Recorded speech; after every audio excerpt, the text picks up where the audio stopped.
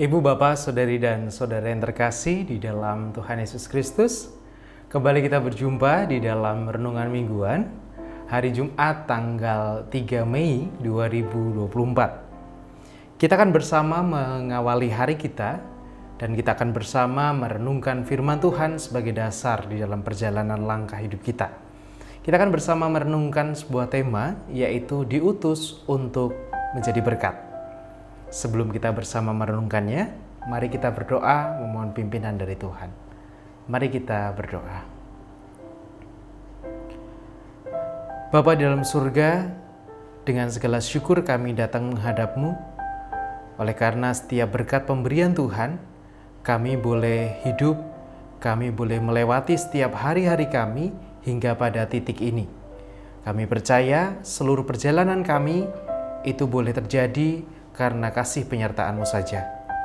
Dan di dalam kami akan melanjutkan kehidupan kami bersama hendak merenungkan firman-Mu. Berkatilah kami Tuhan, mampukanlah kami.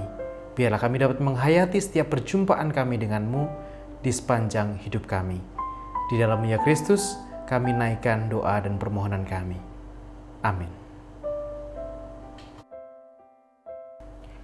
Sabda Tuhan yang menjadi dasar perenungan kita pada saat ini tertulis di dalam kitab Yesaya pasal 42 ayat 5 sampai dengan 9. Yesaya 42 ayat 5 sampai dengan ayat yang ke-9, yang demikian sabda Tuhan bagi kita. Beginilah firman Allah, Tuhan yang menciptakan langit dan membentangkannya, yang menghamparkan bumi dengan segala yang tumbuh di atasnya, yang memberikan nafas kepada umat manusia yang mendudukinya, dan nyawa kepada mereka yang hidup di atasnya. Aku ini Tuhan, telah memanggil engkau untuk maksud penyelamatan, telah memegang tanganmu. Aku telah membentuk engkau dan memberi engkau menjadi perjanjian bagi umat manusia, menjadi terang untuk bangsa-bangsa, untuk membuka mata yang buta, untuk mengeluarkan orang hukuman dari tempat tahanan, dan mengeluarkan orang-orang yang duduk dalam gelap di rumah penjara. Aku ini Tuhan, itulah namaku. Aku tidak akan memberikan kemuliaanku kepada yang lain atau kemasyuranku kepada patung. Nubuat-nubuat yang dahulu sekarang untuk menjadi kenyataan. Hal-hal yang baru hendak kuberitakan. Sebelum hal-hal itu muncul, aku mengabarkannya kepadamu. Demikianlah pembacaan firman Tuhan. Yang berbahagia ialah setiap orang yang dengan setia merenungkan serta melakukannya. Amin. Semua orang pasti ingin menjadi sukses. Ketika orang ditanya cita-citanya apa atau apa yang diharapkan, seringkali kita akan mengatakan ingin menjadi orang yang sukses. Tentu tolok ukurnya banyak, dan seringkali sukses yang kita bayangkan itu bermuara pada sebuah kepemilikan material. Punya ini, punya itu, hidupnya enak, punya kemewahan, dan lain sebagainya. Itu parameter kita kalau kita bicara tentang sebuah kesuksesan. Tetapi menarik ketika ada yang mengatakan bahwa dalam terang kasih Allah, sukses itu bukan tentang materi, tetapi sukses adalah seberapa kita telah menjadi berkat bagi orang lain. Kalimat ini tentu menjadi pengingat bagi kita tentang panggilan kita, tentang bagaimana Allah mengutus kita, bukan untuk kemudian memiliki segala harta yang ada di dunia ini, tetapi Allah mengutus kita untuk menjadi berkat bagi sesama. Sabda Tuhan yang kita baca pada saat ini menggambarkan tentang bagaimana Allah mengutus seorang hamba Tuhan yang dalam hal ini adalah seorang raja Persia bernama Raja Kores. Raja Kores ini diutus oleh Allah untuk menyelamatkan bangsa Israel. Seperti kita tahu, ketika bangsa Israel kalah perang dengan Asyur, kemudian bangsa Israel beberapa sebagian orang itu dibawa ke dalam tanah pembuangan. Raja Kores diutus oleh Allah untuk kemudian menyelamatkan bangsa Israel, membawa mereka keluar dari tanah pembuangan dan membebaskan mereka untuk kembali ke Yerusalem. Hal ini menjadi sebuah perutusan yang diterima oleh Kores. Ia diutus sejatinya, meskipun sejatinya dia adalah Raja Persia, bukan orang Yahudi, bukan dari bangsa Israel, tetapi Allah memakai Raja Persia ini yang adalah orang asing untuk kemudian menjadi berkat, membawa berkat pembebasan bagi bangsa Israel pada waktu itu. Demikian juga dalam kehidupan kita. Kita pun juga punya tugas yang sama ketika kita diutus oleh Allah. Diutus untuk menjadi berkat. Tapi pertanyaannya adalah, kalau kita sering kemudian mendikotomikan, membuat dua perbedaan antara berkat dan laknat, kira-kira begitu. Posisi kehidupan kita di mana nih sekarang?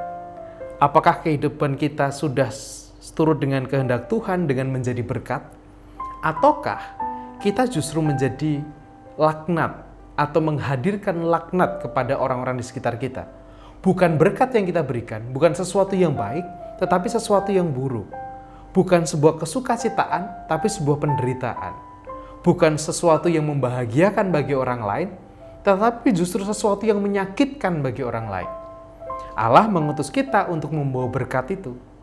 Tetapi kalau dalam kehidupan kita masih menghidupi atau menghadirkan kutuk, menghadirkan laknat, menghadirkan sesuatu yang tidak menyenangkan di dalam kehidupan saudara-saudara kita, sesama kita, maka perutusan atau panggilan Tuhan itu belum berbicara apa-apa kepada kita sejatinya. Nah, ibu bapak dan saudara-saudari yang terkasih dalam Tuhan, menjadi berkat itu bentuknya banyak.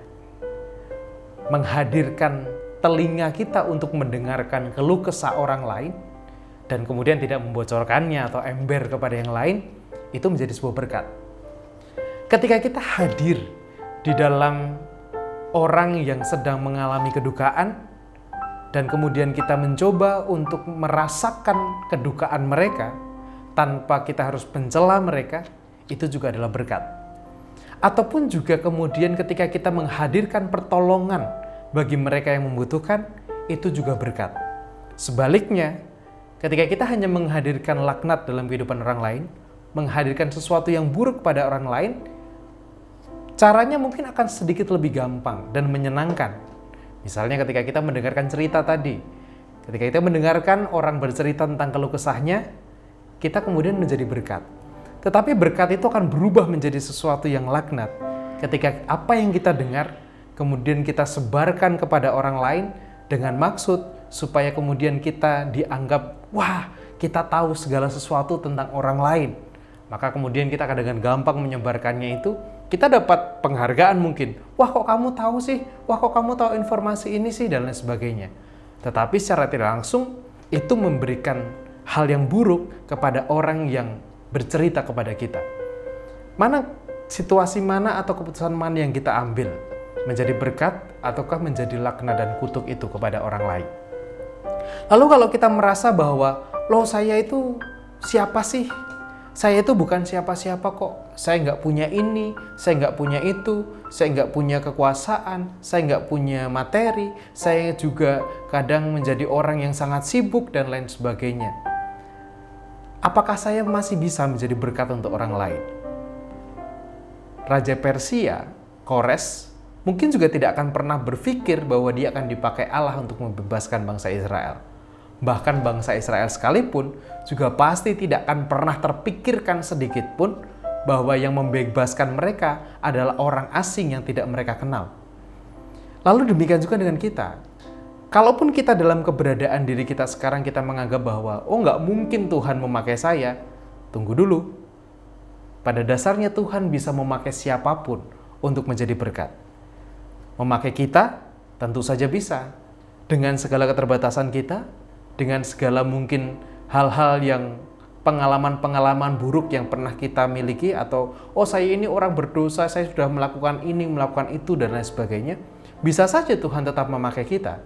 Karena Tuhan memakai siapapun untuk menjadikan berkat atau untuk menghadirkan berkat bagi seluruh ciptaannya. Kesadaran itu hendaklah kita bangun.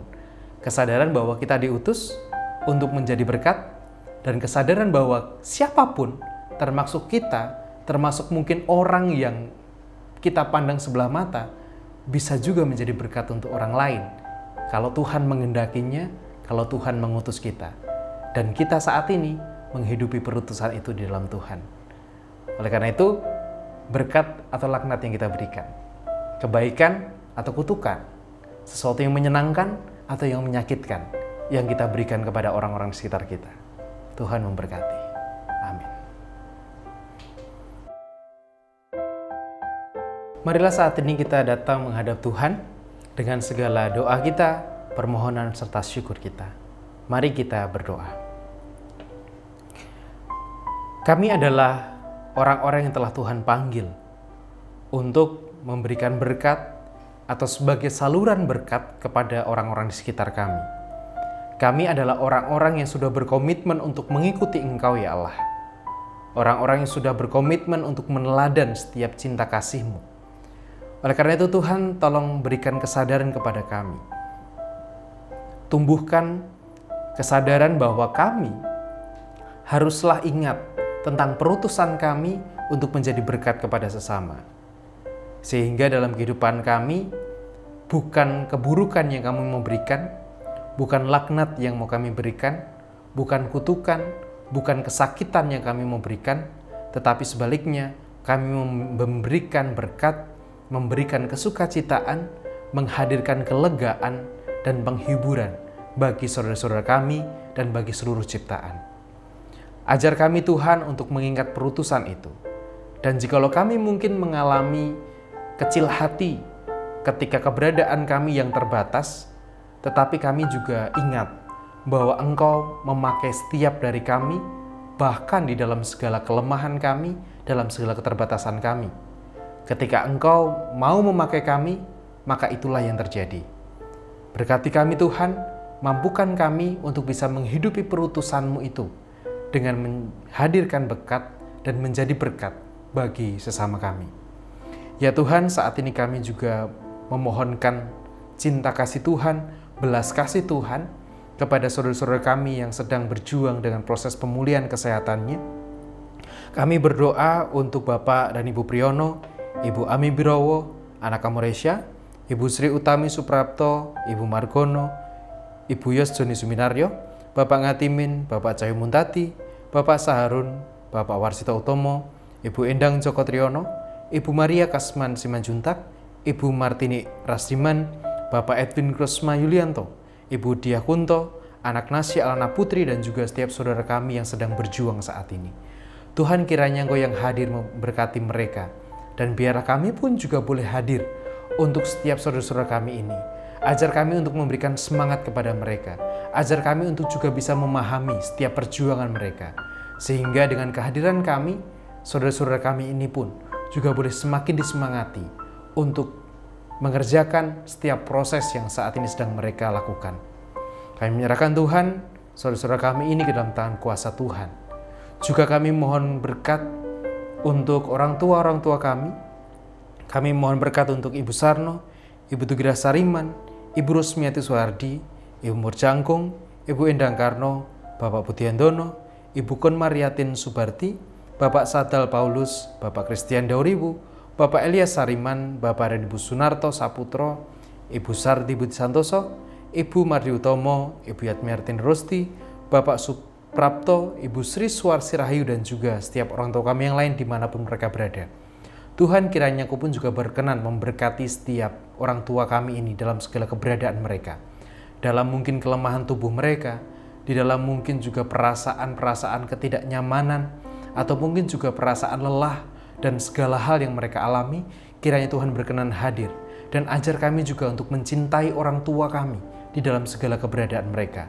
Karena kami tahu Tuhan, kami pun diutus untuk mau mencintai keluarga kami, mencintai orang-orang di sekitar kami, secara khusus mencintai orang tua kami.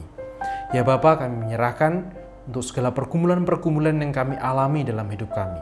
Dan biarlah Tuhan, cinta kasih-Mu yang boleh berbicara atas kami. Dan biarlah dalam segala pengalaman kami pun boleh menghayati Tuhan telah memberkati kami, dan kami pun harus juga menjadi berkat bagi sesama kami. Di dalam-Mu ya Allah, kami naikkan doa dan syukur kami. Amin.